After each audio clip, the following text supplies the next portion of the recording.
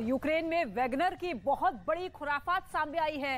Wagner पर आरोप ये लग रहे हैं कि उसने यूक्रेन के अंदर एक ऐसे बम का इस्तेमाल किया है जिस पर अंतर्राष्ट्रीय रोक लगी हुई है। इस बम के फटने के बाद यूक्रेन के अंदर जो हुआ वो पूरी दुनिया की सबसे बड़ी हेडलाइंस बन गई है।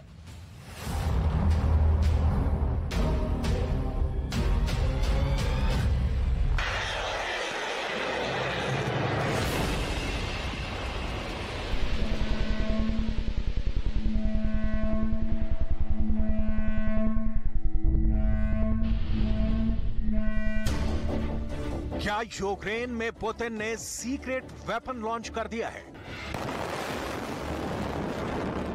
ऐसा हथियार जो धरती के ऊपर मौजूद हर चीज को खत्म कर देता है। इंसान की एक ऐसी खतरनाक खोज जिसका इस्तेमाल पूरी कायनात को खत्म करने की ताकत रखता है, जिसके हमले से इंसान बिल्कुल भाप की तरफ उड़ जाता है और अगर कोई जिंदा भी बचे तो वो ताउम्र घावों के साथ तड़पने को मजबूर हो जाता है।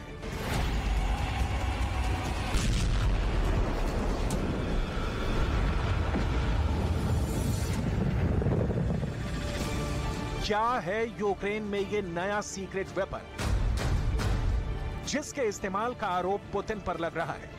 हम आपको इस सीक्रेट वेपन की पूरी हिस्ट्री और मिस्ट्री बताने वाले हैं, लेकिन सबसे पहले देखिए ये तस्वीरें।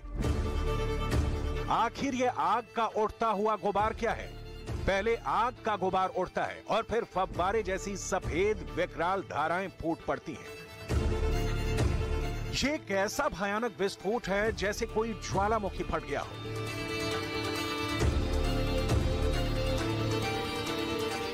या जैसे एक साथ एक नहीं कई ज्वालामुखी फट गए हों।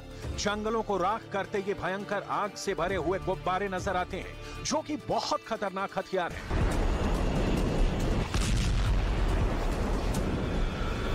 ये आसमान से रिकॉर्ड की गई तस्वीरें हैं। ये आग की सुनामी जैसी मालूम होती है जो सब कुछ जलाकर राख करने की क्षमता रखती है। दरअसल ये है phosphorus bomb, the secret weapon in Ukraine.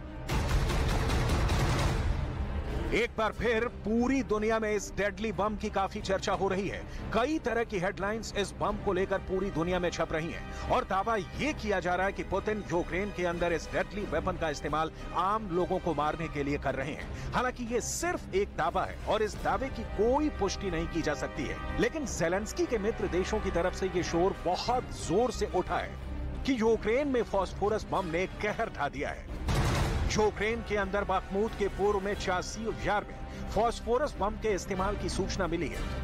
एक बहुत बड़े इंटरनेशनल मीडिया के रिपोर्ट्स ने यह दावा किया है कि चासीव यार में अचानक सफेद गोलों के अंगारे गिरे और जहां ये बम गिरे वहां पर घास का एक एक तिनका जलकर राख हो गया। सवाल ये उठ रहा है कि क्या बखमूत के आसपास जिस तरह से ज़ेलेंस्की और यूक्रेन की आर्मी ने घेराबंदी को सख्त करने की कोशिश की है और यूक्रेन की आर्मी को रसद और हथियार पहुंचाने की कोशिश की है, क्या उसे नाकाम करने के लिए फास्फोरस बम का इस्तेमाल किया गया है? ये अपने आप में एक बहुत बड़ा सवाल है। दरअसल फास्फोरस बम के इस्तेमाल पर अंतर्राष्ट्रीय रोक लगी है। संयुक्त राष्ट्र ने फास्फोरस बम के इस्तेमाल पर रोक लगाई है। अगर कोई देश फास्फोरस बम का इस्तेमाल करता है तो उस पर अंतर्राष्ट्रीय अदालत के तहत मुकदमा चल सकता है।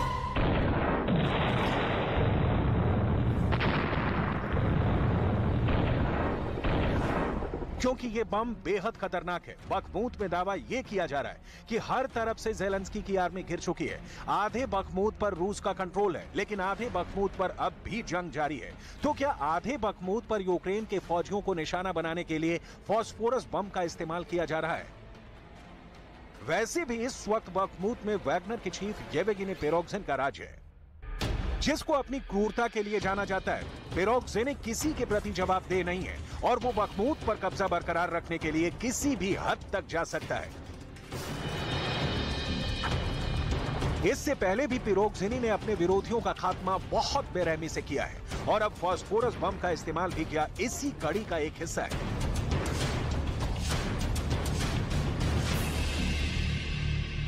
ज़ेलेंस्की के समर्थकों ने दावा किया था कि इससे पहले जब मारियोपोल के अज़ोवत्साल प्लांट में भी यूक्रेन के सैनिक बहुत बुरी तरह से घिर गए थे, तब भी रूस की आर्मी ने फास्फोरस बम का इस्तेमाल किया था। यानी बिल्कुल साफ है कि अगर ये आरोप सही है तो इसका मतलब यही है कि दूसरी बार रूस ने पहले यूक्रेन के सैनिकों को बुरी तरह घेरा, उन पर सफेद फास्फोरस बम बनाकर भयंकर मौत दी है।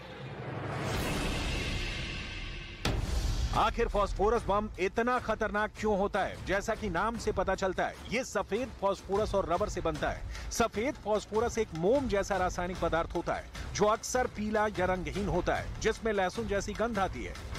सफेद फास्फोरस ऑक्सीजन के संपर्क में आने पर तुरंत जलने लगता है और ये हवा में जलकर बहुत जबरदस्त चमक पैदा करता है।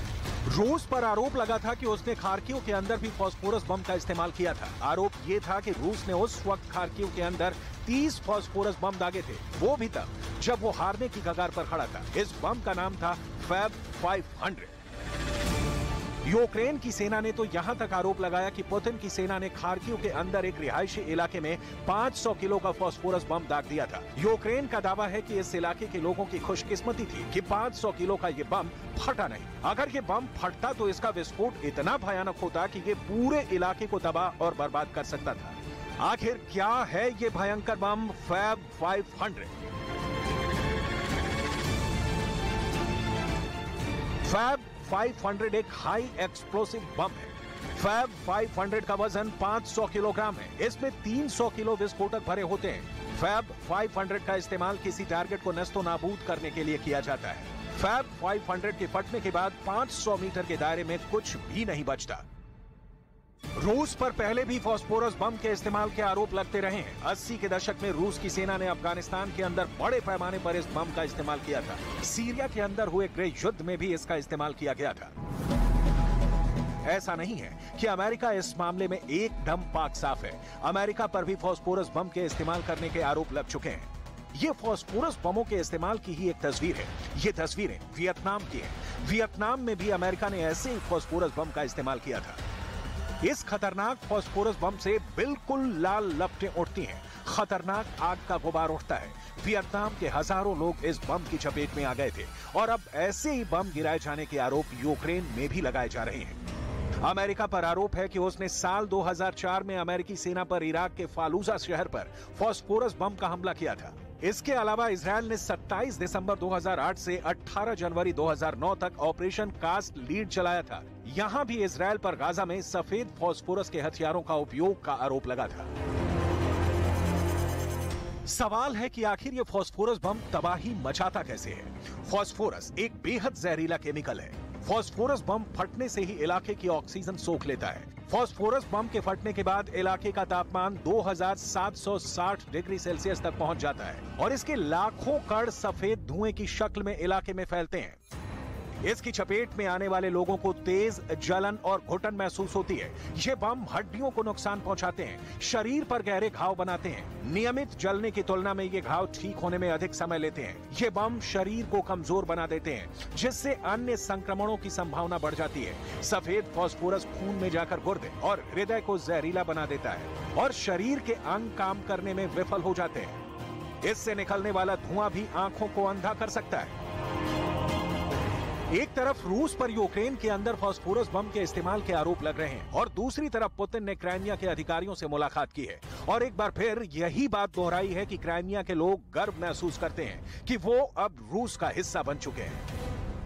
9 лет назад крымчане и севастопольцы сделали свой однозначный и окончательный исторический выбор вновь и навсегда стать частью нашей единой большой страны. Очевидно, что для Крыма и Севастополя вопросы безопасности имеют приоритетный характер, особенно कुल मिलाकर ये एकदम साफ हो चुका है कि यूक्रेन और रूस की जंग खत्म नहीं हो रही है, बल्कि ये खतरनाक हथियारों के साथ और ज्यादा भयावह होती जा रही है।